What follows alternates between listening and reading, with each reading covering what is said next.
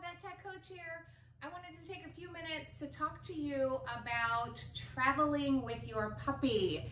This vlog is designed most specifically for puppies, but the information in here could be valid for any adult dog as well when you're traveling in a car. So here we go. Number one, start packing a bag early with things that you have that are extra. So we always have extra poop bag rolls. So I wanted to make sure I didn't forget those at the, sort of at the last minute when you're trying to remember what you need. I wanted to make sure I had those things in there. There's a couple extra rolls of poop bags in there. I made sure that we had an extra Ziploc bag of treats. I packed a Ziploc bag with regular dog kibble in it because we had plenty. I wanted to make sure that was already in there.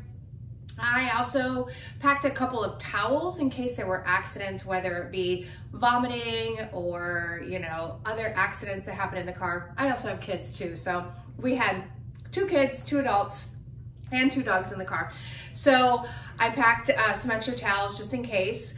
I also had some extra bully sticks that I also put in a Ziploc bag in there so that I had those that were already, and I have extra of that stuff laying around so I didn't have to take from my daily stock that I use. So I had all that stuff packed ahead of time. You may also consider something like a first aid kit. Just in case something were to happen. I think it's nice to have some things available to you, a little bit of bandage material, maybe something like that, just in case. And don't forget the bowls. The bowls are kind of important when you're traveling, to offer some water, to offer some food, especially if you're in the car for a long time like we were.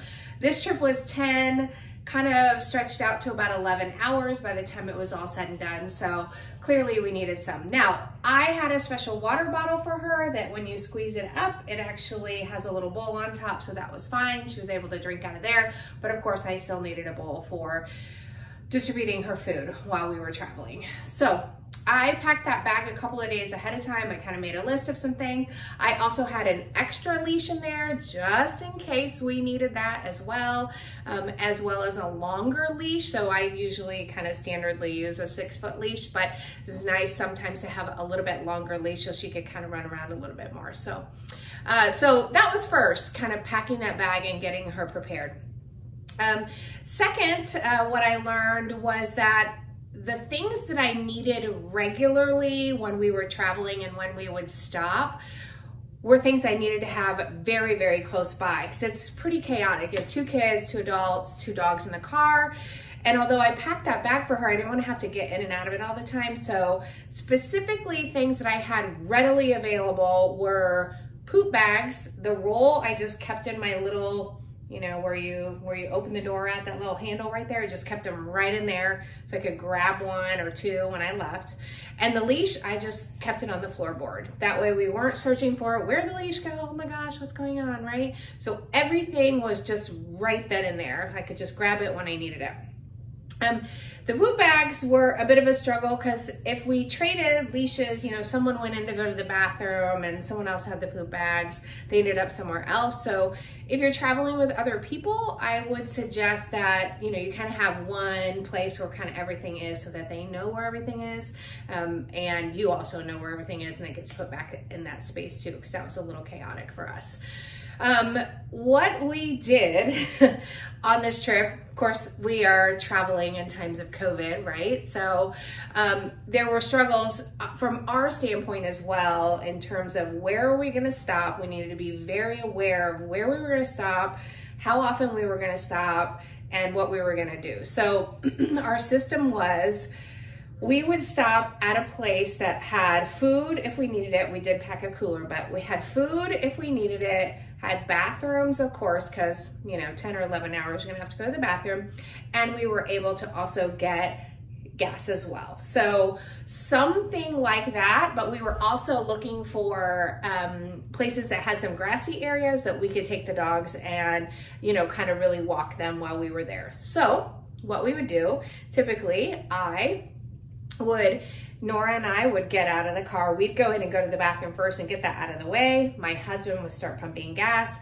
My son would start getting the dogs prepared and maybe let one of them out. It's a little bit much for him to handle both dogs, so maybe get one of them, like the puppy, going. And then when Nora and I came out, either I took both of the dogs and Nora finished up with some other stuff, and literally they walked the whole time. I didn't let them sit, I didn't let them lay down. I even jogged with them a little bit. So when it was all said and done, they had about a 15-20 minute walk when we stopped. We tried to only stop once. For us, we needed to stop twice for them to go to the bathroom. So the second time we stopped, we were just looking for a rest stop, which ended up being actually beneficial because I learned some things along this trip. Number one is McDonald's, of course, they are open. You can use their bathrooms now, at least where we traveled we could. So that was nice because they have much cleaner bathrooms than gas stations typically. And their grassy areas were close by and very clean. You don't have to worry about anything. The gas station, on the other hand, when we stopped at a big like filling station, a big fuel station that may have had food as well, the grassy areas were literally full of poop. It was the grossest thing ever. Like, I was having a hard time. I was trying to go into other areas to try to find non-poopy areas. I have a not fully vaccinated puppy yet that I really don't want sniffing that. And of course, there's also trash everywhere, right? Everyone's like throwing their masks and throwing their, you know, gloves and whatever. There's just stuff everywhere. And I'm like, oh my God. And she's a puppy, right? So she wants to put everything in her mouth or investigate everything. That was hard. So I would tell you that if you are going to go to stop at a big gas station, really look for other areas that you may have to a little bit walk to because there'd likely be less poop there. It seemed to be that for us, the grassy area that would be sort of storefront for them was just really bad, especially if it was close to the highway. There'd be a lot of trash there, but it'd be really riddled with poop. Ugh, it was so bad. McDonald's was good, and the rest stops were awesome. There was much more room for her to move and play and investigate. She got a stick. It was awesome. So although the bathrooms were like, for us, it was really nice for her. Each time we stopped, again, they probably got 15 or 20 minutes of walking / running, just enough to sort of like let them, you know, relax and chill and get the wiggles out, so to speak. So it is not uncommon.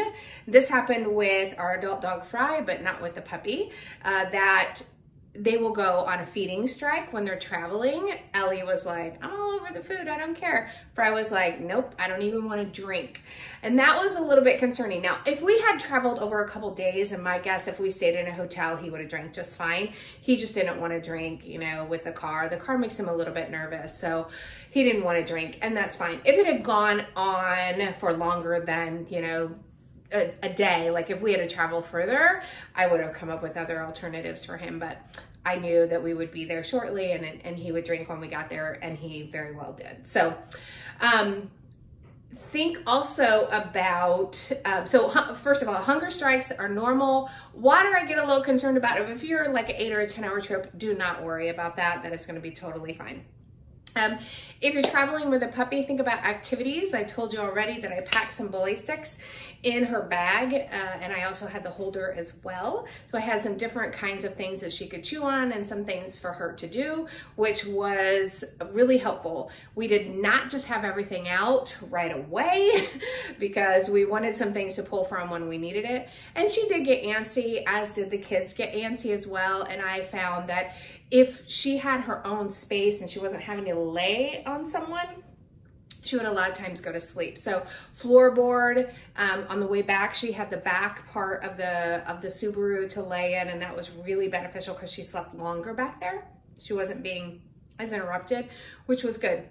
So if you have that option to give them some space for them to have their own personal space and to go to sleep, you'll probably have much better results. We were traveling with 2 dogs and of course 2 kids and lots of things. So we just didn't have the room on the way down there.